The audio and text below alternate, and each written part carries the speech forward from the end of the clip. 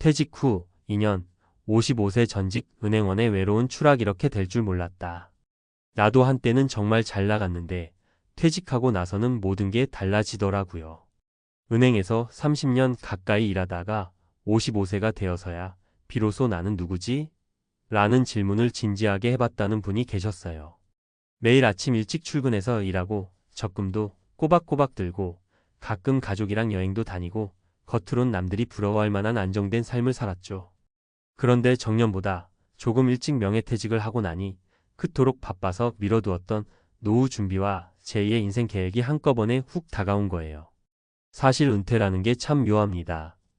일할 땐 언젠가 편히 쉬었으면 좋겠다 싶은 마음이 드는데 막상 그 편한 시간이 생기면 뭘 해야 할지 몰라 막막해지죠. 여기에 사람들과의 관계도 변하고 수입도 달라지니 우울감이나 무력감을 느끼기 쉬워요. 그리고 2년쯤 지나면 본인은 본인대로 지쳐있고 주변에서도 무슨 문제라도 생겼나 궁금해하거나 혹은 관심이 점점 희미해집니다. 그러니 외롭고 서글프죠. 이번 이야기는 이처럼 잘 나가던 55세 전직 은행원이 퇴직 후 2년 만에 왜 이렇게 무너졌는가? 라는 의문에 대한 고민이자 우리가 은퇴 후 삶을 어떻게 바라보고 준비해야 하는지에 대한 작은 에세이예요. 1. 은퇴란 끝이 아니라 새로운 시작이라는 걸 놓치다. 퇴직하면 일단 눈앞의 업무 스트레스가 사라지니 처음엔 마치 긴 방학을 맞이한 기분이 들기도 해요. 그런데 몇 달만 지나도 자칫 무료해지고 나중에 하려고 미뤄뒀던 일들이 막상 하려니 동기가 안 생겨요. 그동안 당연하게 누렸던 직장의 소속감, 동료들과의 네트워크, 그리고 내가 일한다는 존재감이 순식간에 사라지거든요. 게다가 은퇴 후 삶을 어떻게 꾸려나갈지 전략적으로 고민해보지 않았다면 막연히 쉬면 되겠지라고 생각하기 쉽습니다. 그러나 정작 쉴 거리가 별로 없고 평소에 대인관계를 쌓지 않았다면 사회적 고립감이 커집니다. 이 시기가 길어지면 나는 이제 끝났다라는 식의 극단적 사고가 들기도 하죠. 2. 공감 사례 3가지. 사례 1. 55세 전직 은행원 어씨의 하루가 너무 길어요. 어씨는 정년보다 조금 일찍 나왔지만 퇴직금과 평생 모은 저축이 있어서 당장은 경제적으로 여유가 있었대요. 처음에는 매일 집에서 TV 보고 꽃도 가꾸고 아침 산책도 하면서 소소한 즐거움을 누렸습니다. 그런데 어느 날부터인가 같은 일상이 반복되니까 하루가 너무 길게 느껴졌다고 해요. 예전엔 회사 가서 10시간 넘게 정신없이 지내다 보면 하루가 휙 지나갔는데 이젠 오롯이 혼자 있는 시간이 많으니 심심함이 극에 달한 거죠. 사람을 만나려고 해도 대부분 주중에는 일하느라 바쁘니 결국 혼자서 또 빈 시간을 버텨야 했습니다. 그러다 보니 자꾸 내가 이러려고 퇴직했나? 라는 자괴감이 들어 우울증 초기에 가까운 기분까지 들게 되었다고 하더라고요. 교훈 은퇴 후에도 나만의 스케줄이 필요합니다. 소소한 취미라도 좋고 꾸준히 배워볼 수 있는 강좌나 동호회, 봉사활동 등을 정기적으로 잡아두면 오늘 해야 할 일이 생기기 때문에 마음이 한결 안정됩니다. 사례 2. 50대 중반 B씨의 돈을 그렇게 벌어놨는데도 부족하네. B씨는 은행원으로 근무하면서 대출, 적금, 투자에 대해 꽤 많이 알고 있었고 실제로도 꽤 모아뒀답니다. 그런데 막상 퇴직하니 생각보다 지출이 더 컸다고 합니다. 의료보험, 각종 세금, 가족들을 위한 지출, 그리고 가끔씩 필요 이상으로 써버리는 소비 등등. 회사 다닐 땐 월급이 들어오니까 지출이 잘 느껴지지 않았는데 이제는 각 달마다 이자나 배당, 연금 외에는 추가로 들어올 돈이 없는 거예요. 심리적으로도 이거 내가 아낀 돈 조금씩 까먹는 거 아니야? 하면서 불안함이 커집니다. 그런데 그러다 보니 또 누구나 한 번쯤은 마음이 허해지면 충동적으로 이거 한번 투자해볼까? 하는 마음이 들잖아요. B씨도 남들이 추천하는 주식이나 부동산 펀드에 무작정 돈을 넣어봤는데 잘못된 정보에 혹해서 마이너스가 크게 난 경험이 있대요.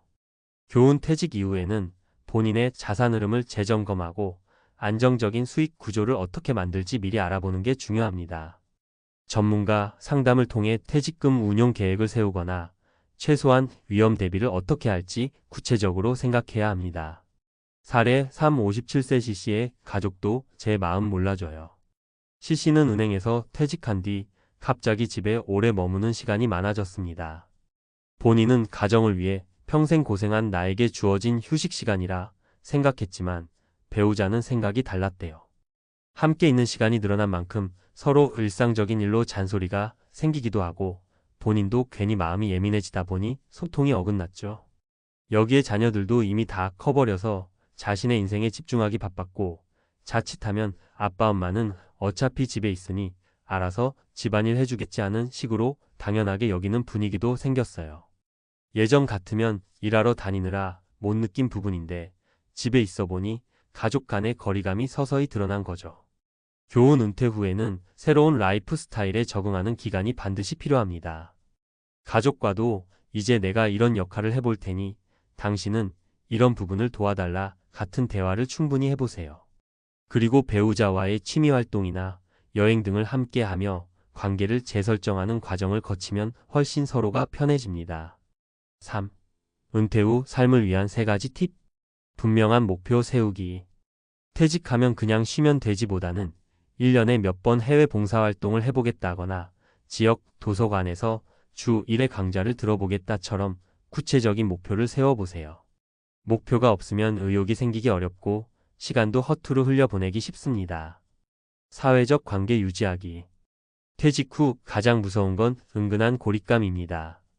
직장을 그만두면 생각보다 연락할 사람이 줄어드니 미리 인간관계를 다방면으로 넓혀두는 게 좋아요. 직장과 무관한 모임, 동아리, 봉사활동 등을 통해 새로운 사람들을 사귀면 마음도 활기가 돌고 내가 아직 쓸모있는 사람이라는 자존감도 얻을 수 있습니다. 재정 점검 앤드 전문가 상담. 퇴직 전과 후의 재정 설계는 정말 달라요. 고정소득이 줄어드는 상황에선 지출과 투자를 꼼꼼히 계획해야 하죠. 특히 무언가에 투자할 때는 자칫하면 노후 자산을 지키기 위한 투자가 아니라 한 방을 노리는 위험 투자가 될 수 있거든요. 가능한 한 재정 전문가와 상의해 구체적인 장단기 재무 계획을 세우고 필요한 경우엔 부모님이나 자녀에게도 가족 재정 상태를 투명하게 공유하는 게 좋습니다. 4. 결론 인생 2막, 나만의 속도와 방향 찾기. 우리가 흔히 55세면 아직 젊지 않느냐?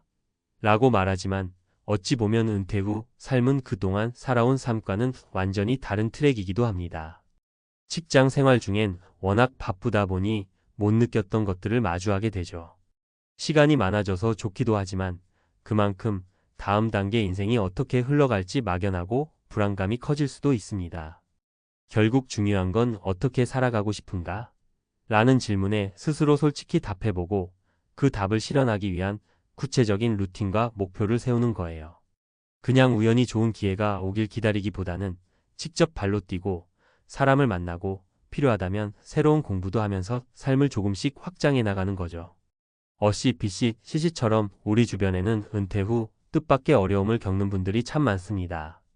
그리고 이런 이야기는 남의 이야기가 아니라 곧 내가 겪을 수 있는 현실이기도 하죠. 그래서 막연히 돈만 충분하면 괜찮을 거야 라고 생각하기보다 실제로 내가 필요한 생활비, 원하는 라이프 스타일, 관계 맺기, 하고 싶은 활동 등이 무엇인지 미리 고민해보는 게 꼭 필요해요.